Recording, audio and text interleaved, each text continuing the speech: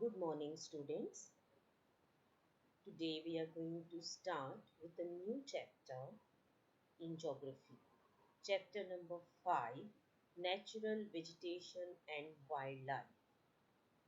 In this chapter, we will study about flora, fauna, and the factors that why we have variety of flora and fauna in our country, and then about wildlife, and then importance of forests, and our forests and wildlife are depleting very fast. So what are the steps taken by the government to control this kind of vanishing of these forests and wildlife? So let's start this. Around your school, you might have seen so many trees, bushes, grasses, etc. Do you think all of them are they natural? And we also see a variety of these from different bushes, grass, and so many varieties of trees we see. That means we have so many types of bioforms available throughout the country. If we talk about the account of our vegetation and wildlife, India has a large amount and a varied amount of vegetation and also the wildlife. So let's now do about the account of the vegetation. Our country India is one of the 12 mega biodiversity countries of the world. That means we have varieties of flora and fauna if we talk about the varied forms. And a detailed study also tells that we have 47,000 plant species, that is 47 types of varieties of plant species, and in that India occupies 10th place in the world and 4th in Asia in the plant diversity. There are about 15,000 flowering plants which account for 6% of the world's total number of flowering plants. Country also has many non-flowering plants such as ferns and algae, fungi. And coming to our wildlife, India has approximately 90,000 species of animals, that is 90,000 varieties of animals it is. And other than that, we have a large variety of fish in its fresh as well as marine, that is marine means salt water or the oceanic water. So we have fresh as well as marine water fishes in our country. When I come or talk to you about surrounding in your city itself, if you see some vegetation, or especially in the northern plains, when we talk about the vegetation, it is no more natural because most of the northern plains, the natural vegetation has been cleared and now people are growing crops. So agriculture or growing crops, it doesn't come under the natural vegetation at all. So what do you mean by natural vegetation? Natural vegetation means it is a plant community which has grown naturally without any human aid. That means, again I am repeating, what is natural vegetation? A vegetation cover which has grown on its own without any human assistance or human aid, and it has been left undisturbed by humans for a long time. Such a vegetation is called as natural vegetation. It can be also called as virgin vegetation. But when I talk about the crops, fruits, orchards, these will not come under the natural vegetation. So, do you know the virgin vegetation, which are purely Indian origin? That means the origin is Indian, known as endemic or indigenous species. That means those plants which are naturally grown, which origin is in our country. That is your endemic or indigenous species. But there are some which have come from outside India.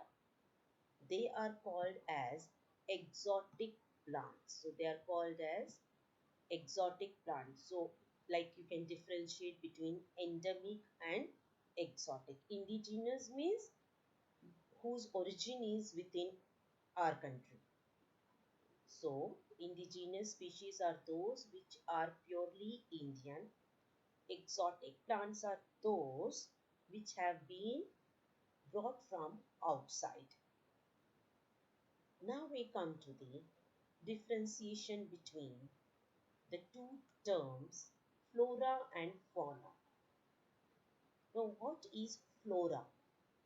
Flora is a term which is used to denote plants of a particular region or a period.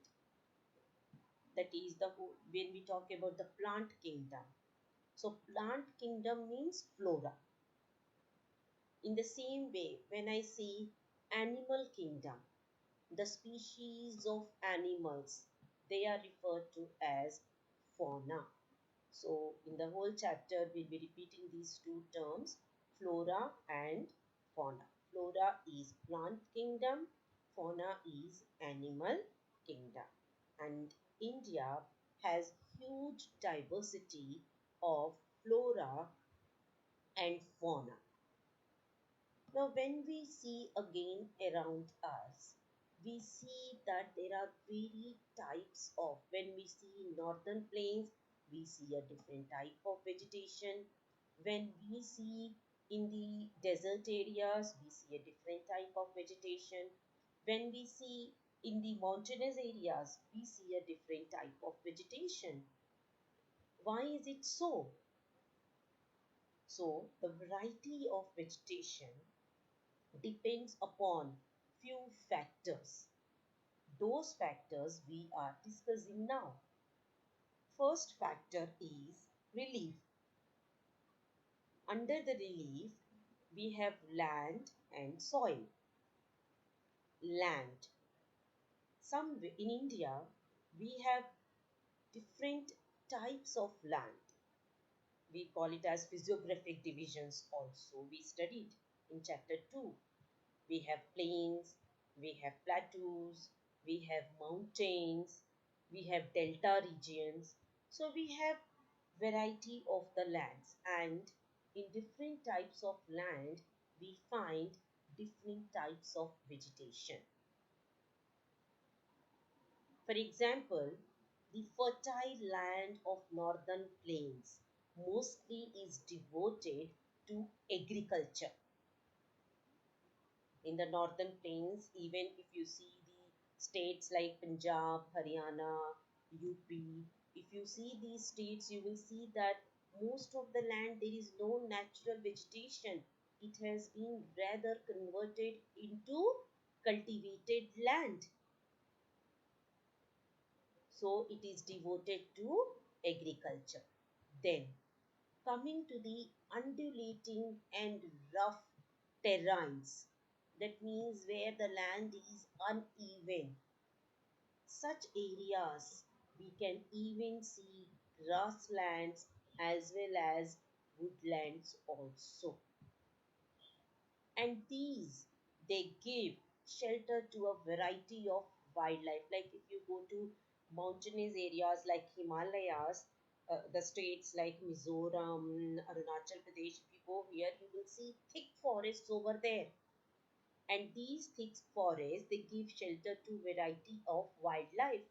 So we see different types of vegetation on a different type of a terrain.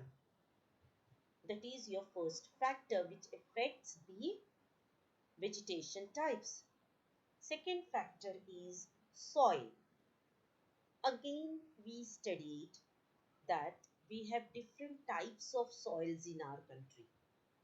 We have alluvial soil, we have black soil, we have red soil, we have sandy soil, we have mountain soil, we have delta soil, which is very fertile.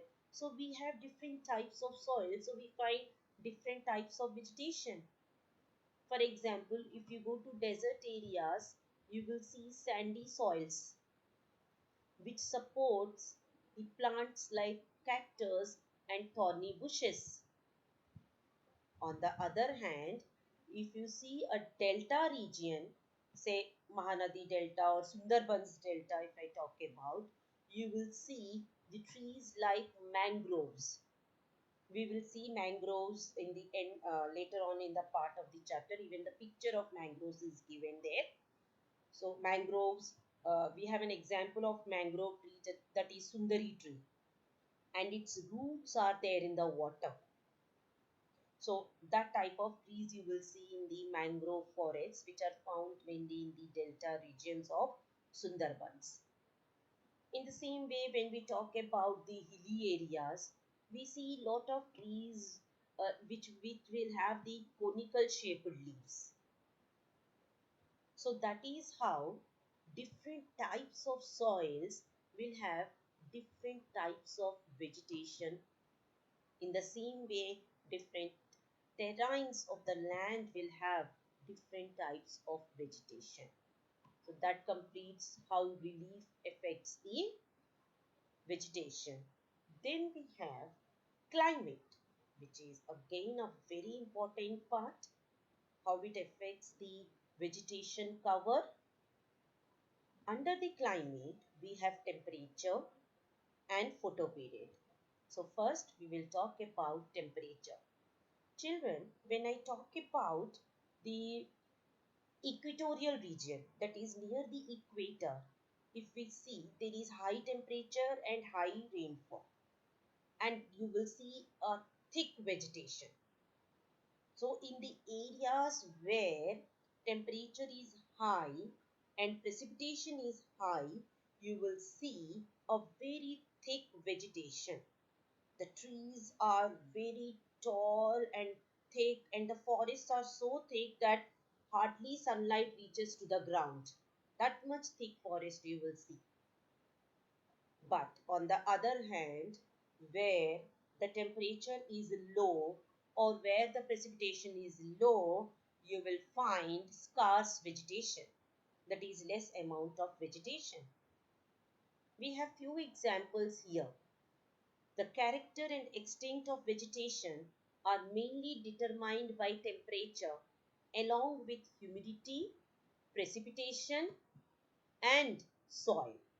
That is what I told you, that it depends upon the temperature, it depends upon the amount of rainfall or amount of precipitation and the type of the soil.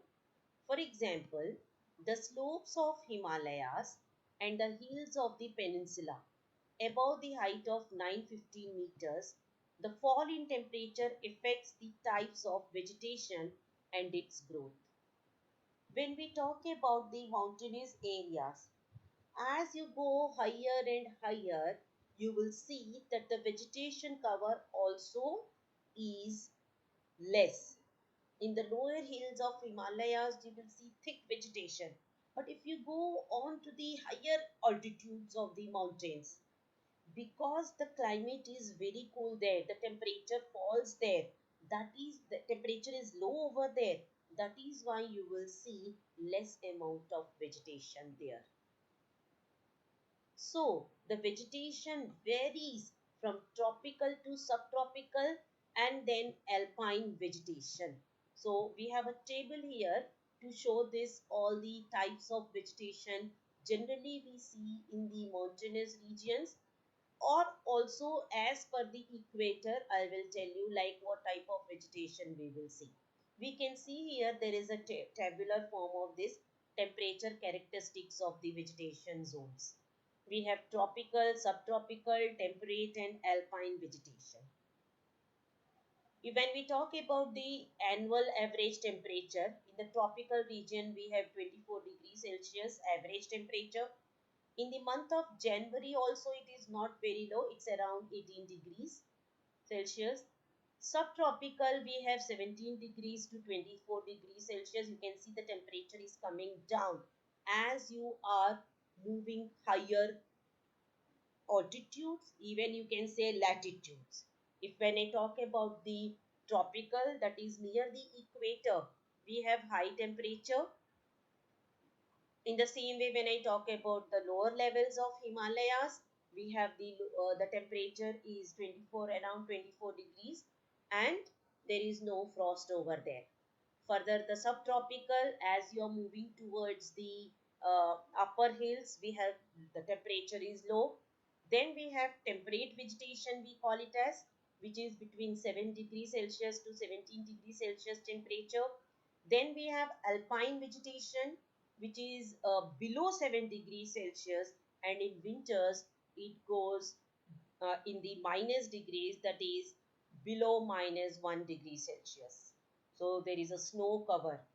That means as you go very high onto the mountains, for example, on the higher altitudes of the Himalayas, if you go there, you will see only snow cover. There is no vegetation over there. So the vegetation cover varies as per the temperature and as per the altitude also. We come to the next factor in climate, that is photoperiod.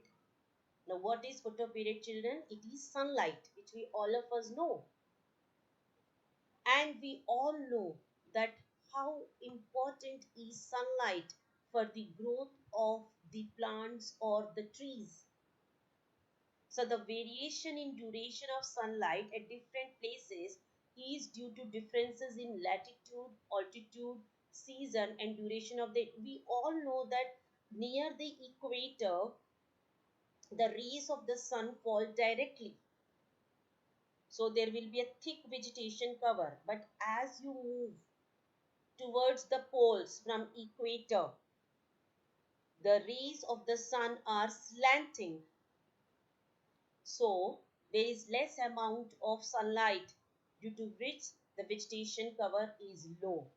So due to longer duration of sunlight, if the sunlight is there for a longer duration, like near the equator, if I talk about, there you will see faster growth of the trees, or the thick growth of the trees near the equator. Then as you go towards the poles, you will see less duration of sunlight, so the trees will not grow faster and they will not be thick also. So that is about your photoperiod. And the third factor of the climate is precipitation. Different forms of precipitation we have. We have rainfall, we have hail, we have snow, etc. In India, almost entire rainfall, when we talk about the rainy season in our country, we say that we get rain from the advancing southwest monsoon. That means we also call the rainy season as the monsoon season, because we get monsoons. And what are these monsoons? These monsoons are, we are getting from the southwest, so we call them as advancing southwest monsoon. Southwest because we have the Arabian Sea, Indian Ocean towards the south of the country, so we get the southwest monsoons in our country. And the months which we get these monsoons, on the whole, on an average, they are from June to September. So we call June to September as the rainy months. And also we get some amount of rainfall during the winter season. That is also we call it as retreating northeast monsoons. When these monsoons go back towards the sea, that we call it as the retreating monsoon. Retreating means going, advancing means coming. When the monsoons come from the sea to land, we call it as advancing monsoon. When these monsoons they go back from the land to sea, we call it as retreating northeast monsoons. Children, these two parts, advancing and retreating monsoon, you will further study in the climate chapter, which I'll be doing after this chapter. So, areas of heavy rainfall, like when we talk about the equator, where heavy rainfall is there, you will see dense vegetation, that is thick vegetation, as compared to the areas of the low rainfall. I hope children these parts are very clear. Climate part, we have temperature, we have photoperiod, and we have precipitation. We have seen that where the temperature is high and precipitation is high, we will see thick vegetation. Where they are low, we will see scarce vegetation. In the same way, where there is longer duration of sunlight, like near the equator, we see the trees grow faster. Even in the summers also they grow faster in comparison to the winters. In the same way, if we go towards the poles, the duration of sunlight is less. So definitely the growth of the trees is also less. We have few questions also here, children. They are very interesting. You can see here, find out the first question. First question is, why are southern slopes in Himalayan region covered with thick forest or the thick vegetation cover as compared to northern slope of the same hills? I'll show you in the map just now. Like if there are Himalayas, we all know where are Himalayas. We marked in the second chapter. So on the southern slopes of the Himalayas, we see thick vegetation. But on the northern slopes, we see the vegetation is very low. What can be the reason? The reason is the southern slopes of the Himalaya, they receive more rain due to the southwest monsoon winds which travel along the southern slopes. So that means the southern slopes they receive rainfall, more rainfall, and northern slopes they receive very less rainfall. Hence, southern slopes have thick vegetation than the northern slopes. In the same way, we have one more question here, children. Just below this, you can see here one more. Find out. Why are the western slopes, it's not slopes children, it is slopes. Why are the western slopes of the Western Ghats covered with thick forest and not the eastern slopes? Again in the chapter 2 you have marked Western Ghats and Eastern Ghats. So now we are talking only about Western Ghats, which are the edge of the western edge of the Deccan Plateau.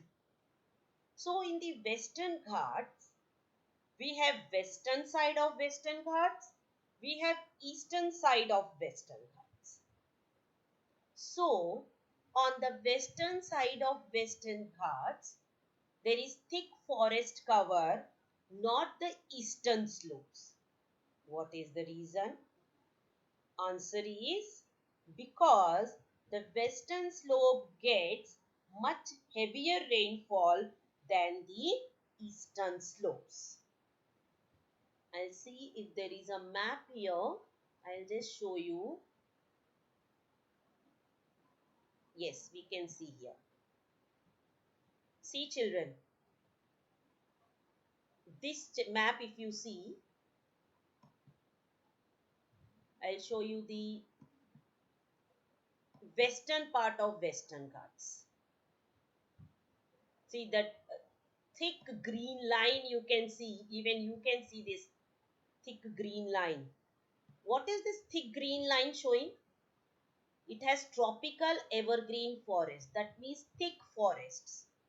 But if you see this region between these two red lines, if you I'm drawing it here now, so this part, that is this part where there is thick green color, that is your western part of Western Ghats. So this western Ghat of western parts has thick vegetation because it receives rainfall from the Arabian Sea. The winds will move like this, which I'll show you even in the climate chapter when we will do. The winds will move like this. So the winds are moving parallel to the western coast, but the winds are not received by the eastern part of the Western Ghats. This is the eastern part of the Western Ghats. So they are not receiving the rainfall winds. Since they are not receiving the rainfall winds, they will not receive the rainfall. In the same manner, I have drawn, you can see a line over here. Now, this is showing the winds, the rainfall winds or the monsoon winds, which are traveling from the Western Ghats. From the Western Ghats, it is traveling parallel to Aravalis. You know, children, here we have the Aravalis. Here we have Aravalis. Again, in the chapter 2, you have drawn Aravalis in your map. So these are your Aravalis, all these. Now, these winds are parallel to the Aravalis. So Aravalis, the mountain or the hills are Aravalis, they are not allowing the winds to move towards the western part. This is the western part. So here you can see it is the Thar desert or thorn forest. Why it is thorn forest or Thar desert? Because it is not receiving rainfall, because the winds are moving parallel to the Aravalis, which I'll do further in the climate chapter, children. This is only to show you that precipitation, because of precipitation, we have different types of vegetation. Since this part is receiving hardly 10 to 20 centimeters of rainfall, this western part here, this has thorn forest. Where the rainfall is more than 400 centimeters, you will find tropical evergreen forest, like the thick green color. So we will do further, like where do we find the tropical deciduous forest or the mountain forests, etc. So we'll go back to the chapter.